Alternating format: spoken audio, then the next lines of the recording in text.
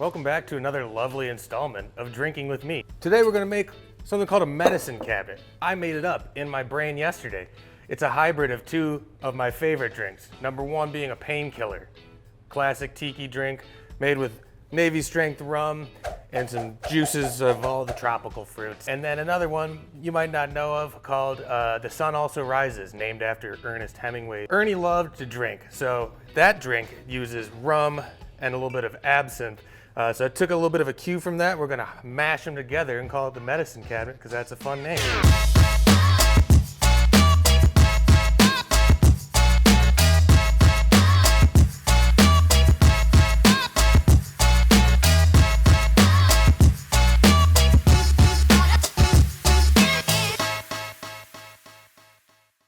The shaken cocktail, most tiki drinks are.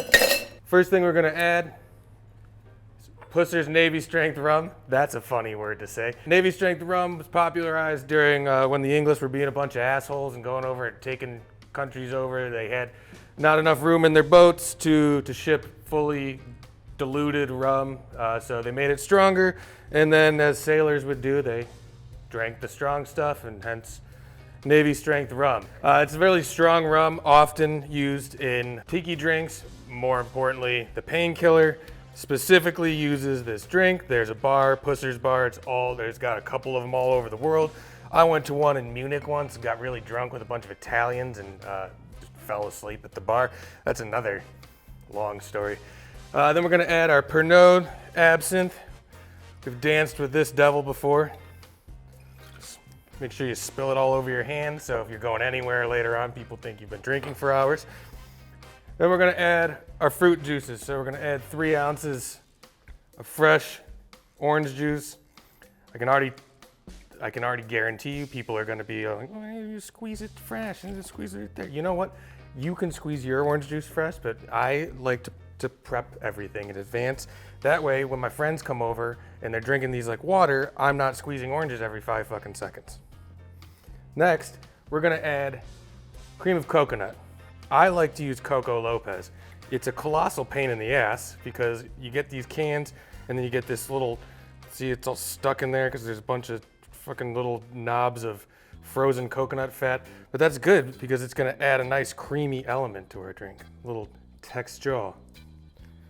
Then we're gonna add a charred pineapple simple syrup that I made the other night and have been hanging out in my fridge. I thought it'd be really great to add to this drink. Traditionally, with a painkiller, you would add pineapple juice, but I'm gonna kind of turn it on its head a little bit and use this to kind of really push that deep roasted flavor into the drink. It's really gonna help bring out some of the tropical notes. I'm gonna shake the shit out of it. This is another thing.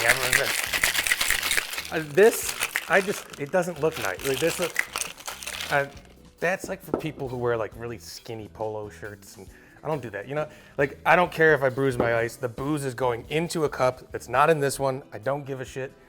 Don't at me about that. I'm gonna shake it how I want. Then we're gonna get our hurricane glass. Not typical of a painkiller, or maybe it is. We're gonna fill it up with some crushed ice. Little trick, don't fill it all the way up. Did that, spilled it all over the place before we shot this one. Damn it. All right, just gonna put a little hole in there, maybe start it off. See, look at that. This is a very strong drink. This, I might have put too much ice in it. Damn it. So just gonna give it a little, we'll go right to the neck. Drink the ice to the shoulders. We can always put more in. All right, just gonna give it a slap like it owes you money. And because we already shaken it, we don't need to really double strain this. It's going into crushed ice, so just gonna strain it through the springy thing. Oh, and look at that. We're gonna give it a little more ice. This ice adds texture, but it also dilutes it a little bit. I don't know about you guys, but I plan on having like 3 of these, so I don't need it full strength right out of the barrel, you know? We're gonna grate some nutmeg, get a little microplane. If you don't have a microplane at home, you should probably get one, unless you wanna be a shoemaker. A little, make it rain, a little trap house vibe of the nutmeg. Prisoners used to get high by eating cloves of nutmeg, but it poisoned them, causes liver failure, so I don't think that's worth it. I don't really know what nutmeg is, if it grows on trees or bushes, but somewhere down the line, someone decided that it belongs in this drink. And I agree with them because it makes it good, brings it all together. It's gonna give it, just sit your orange right in there and have a drink, yeah.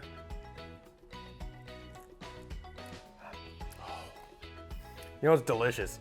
It's like a pina colada, but it's older brother that's been to jail and wrote a book in there.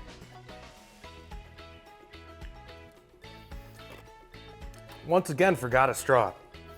Someday I will get straws, because that would make it a lot easier to drink this, which is probably a bad thing because then I would drink too much of it. Bring back a little summer vibes. It's a whole ass vibe.